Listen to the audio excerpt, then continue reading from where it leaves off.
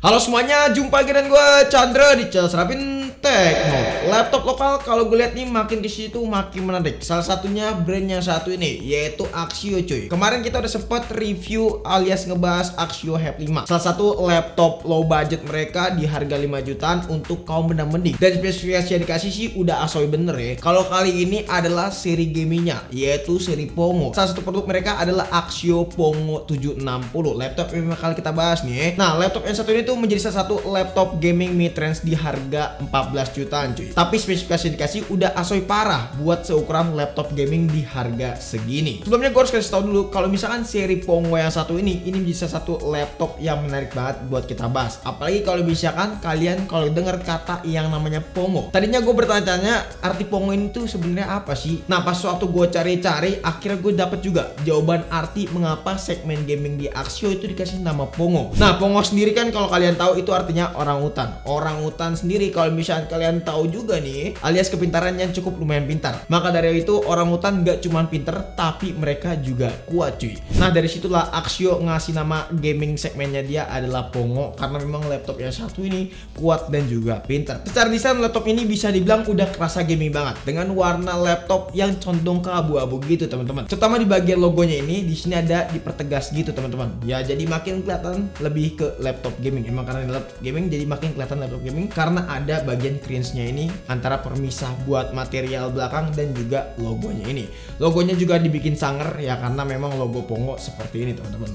Nah, bahan materialnya sendiri di sini plastik alias polikarbonat, tapi di sini level polikarbonatnya ini meningkat cuy. Kelasan premium punya karena kerasa solid gitu teman-teman. Laptop ini juga bisa dibuka dengan satu tangan aja, artinya kerasa kokoh buat engselnya teman-teman. Buat ketersediaan pot di sini yang paling penting karena tergolong lengkap parah nih laptop. Terutama buat di laptop harga 14 jutaan. Di sebelah kiri di sini ada dua port jack 3,5 mm dan juga ada satu lubang mikrofonnya nih. Lalu di sini ada dua port USB-A 2.1 dan juga USB-A 3.2 cuy. Sebelah kanan di sini ada slot micro SD, lalu ada lubang USB Type-C dan juga ada port LAN nih alias local area network. Dan di bagian belakang ini ada lubang adapter charger HDMI, lubang USB Type-C dan juga yang satu lagi yaitu mini display teman-teman. Nah, buat pembuangan panas laptop ini tuh cukup lumayan menarik karena di bagian belakang ada, di bagian kanan kiri juga ada cuy. Jadi untuk pembuangan panas laptop ini tuh kerasa banyak banget gitu ya. Saat kita bongkar pun juga demikian. Di sini kurang lebih ada 13 baut yang harus kalian buka dan di sini untuk proses pembukanya itu nggak membutuhkan waktu lama. Kalau kalian perhatikan juga di bagian dalamnya di sini ada dua fan teman-teman untuk pembuangan kipasnya nih. Dan di sini ada 3 titik untuk pembuangan kipasnya di bagian belakang dan juga di bagian bawah sama kanan kiri pastinya. Nah, secara ukuran sih laptop yang satu ini tuh kerasa tebal kalau kita perhatikan. Beratnya juga bisa dibilang sih cukup lumayan berat karena memang ini adalah laptop gaming lagi-lagi. Jadi untuk masalah bobot dan kestipisan kalian jangan mimpi bakalan ada laptop di harga segini tuh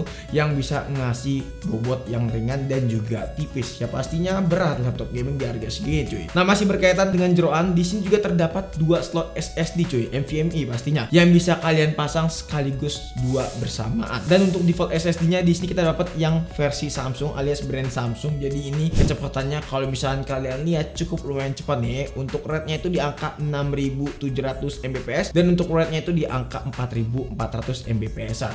Untuk RAM-nya juga konfigurasi dual channel pastinya, satu keping ya. Di sini ada 8GB DDR4 dan speednya itu 3200 MHz. Dan ini masih bisa di-upgradable sampai 64 GB. Lalu di sini untuk kapasitas baterainya yaitu 54 Wh. Ya bentuknya kurang lebih seperti ini, cukup lumayan besar ya, seperti baterai kapasitas pada umumnya gitu loh ya. Dan untuk datanya sendiri pas waktu kita coba di sini bisa bertahan 5 sampai 6 jam untuk penggunaan entertainment ya teman-teman. Sebenarnya untuk masalah baterai tergantung penggunaan kalian. Kalau misalnya penggunaannya buat ngegame yang cukup lumayan ekstrim ya, game yang berat-berat ya bakalan jauh lebih boros. Ya maka dari itu gue lebih baik merekomendasikan kalian kalau misalkan main game pakailah adapter aja langsung cuy. Nah, berkaitan dengan spek lainnya dari segi prosesor, laptopnya satu itu pakai kubu biru cuy, yaitu Intel Core i7 12650H cuy. Nah, lalu untuk GPU-nya sendiri dia pakai Nvidia GeForce RTX 4060 maksimum TDP-nya itu di angka 100 watt bre. Jadi ini udah ngebut parah nih ya. Kita udah coba geber buat benchmark dari mulai Cinebench R15. Dengan render CPU-nya buat multicore-nya kita running selama 10 kali berturut-turut, dan hasilnya kalau kita lihat nih ya, buat poinnya itu dapat di angka 2000-an poin, dan ini tergolong konsisten kalau kita perhatikan ya. Lalu untuk Cinebench R23 pun juga demikian. Untuk CPU multicore-nya di sini dapat di angka 13.000-an poinnya teman-teman. Kita running selama 10 kali berturut-turut pun juga hasilnya masih normal, walaupun memang kalau misalnya kalian lihat agak sedikit drop score ya, tapi tergolong normal kalau menurut gua. Lalu nggak sampai di situ, kita buat ajak render laptop yang satu ini mulai dari Blender 4.0.2 nih. Render CPU-nya di sini kita dapat untuk time-nya di angka 3 menit 18 detik ya teman-teman. Dan buat rendering aplikasi editing kayak misalkan Adobe Premiere Pro yang biasa aplikasi kita pakai buat ngedit ya teman-teman, rendernya itu kita pakai di footage 4K dalam durasi 5 menit ya teman-teman. Alhasil di sini buat render footage 4K kita mendapatkan waktu 4 menit 45 detik teman-teman. Jadi tergolong cepet banget ya, dan kalau full HD pun apalagi nih makin tambah cepet ya. Nah sekarang langsung aja kita buat gaming test dari laptop yang satu ini. Dari mulai Forza Horizon 4 nih, untuk settingannya buat presetnya kita coba di Ultra 1080p. Hasilnya untuk minimum FPS-nya dapat di angka 84 FPS, average FPS itu di angka 119 FPS, dan untuk maksimal FPS itu dapat di angka 144 FPS. Tapi nyentuh di angka 144 FPS itu agak jarang aja teman-teman. Lalu GTA 5 buat presetnya kita very high ya teman-teman, 1080p, dan untuk minimum FPS-nya dapat di angka 77. Buat average FPS-nya alias FPS rata-rata dapat di angka 103, dan untuk maksimal FPS-nya di angka 144 lagi-lagi. Kita coba game Valorant, kita coba settingan rata kanan highest ya artinya, dan untuk FPS-nya dapat di angka 143 FPS cuy untuk FPS rata-ratanya. Dan kita bakalan coba game yang terakhir alias game The Finals. Nah untuk settingannya kita bakalan coba settingan epic alias settingan tertinggi buat game ini, dan resolusinya 1080p.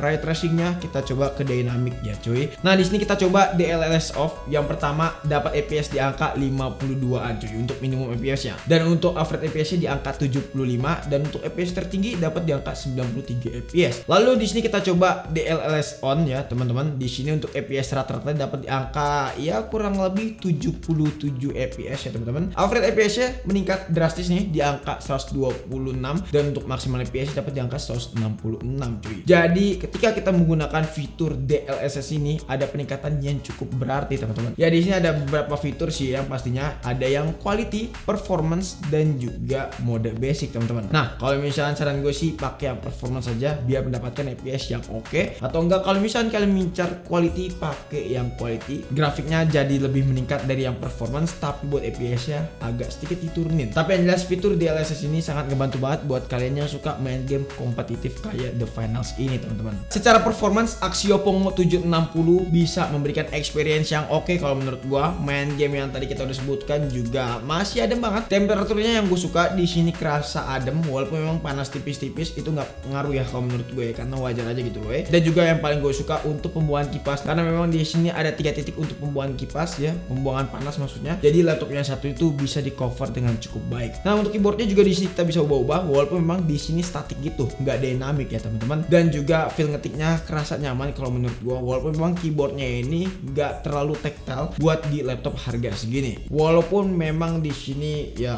tidak terlalu tactile, yang penting RGB gitu ya.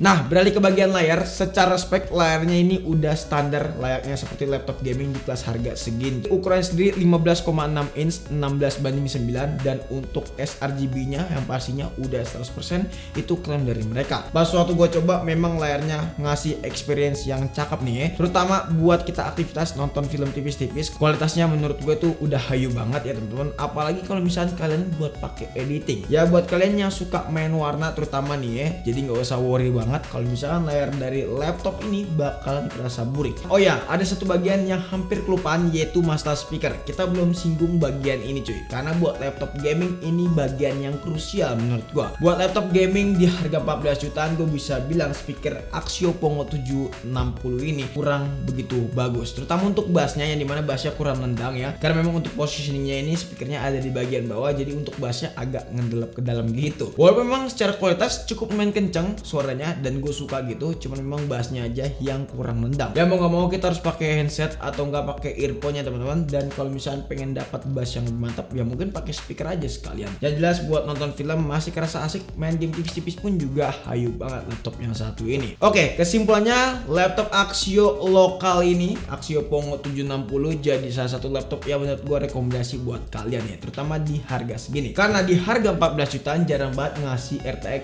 4000 series. Yang paling ada sih RTX 4050, bukan 4060. Ya laptop ini pakai 4060 lagi-lagi, dan ini jadi salah satu laptop di harga 14 jutaan yang menurut gua recommended cuy. Jadi kalau misalnya kalian lagi cari laptop di harga 14 jutaan, coba lirik Axio Pongo 760 ini. Ya ini bakalan jadi jawaban yang tepat buat kalian karena secara spek laptop ini asik parah. Gue bakalan pakai laptop ini mungkin ya 6 bulan atau enggak 1 tahun ke depan buat jadi salah satu laptop gaming inventaris kantor gue cuy, dan gue bakalan pakai terus laptop ini buat gaming pas. Mungkin cukup sekian aja video kali ini. Kalau misalnya kalian punya pendapat atau punya pertanyaan tentang laptop ini, boleh banget kok tulis di kolom komentar, ataupun pengen nanya secara privat boleh juga DM di Instagram kita di @srapintekno. Pengen join ke komunitas kita boleh banget klik link yang ada di deskripsi. Sekali lagi ya teman-teman, klik link yang ada di deskripsi biar komunitas kita selalu rame dan selalu banyak member-member baru gitu.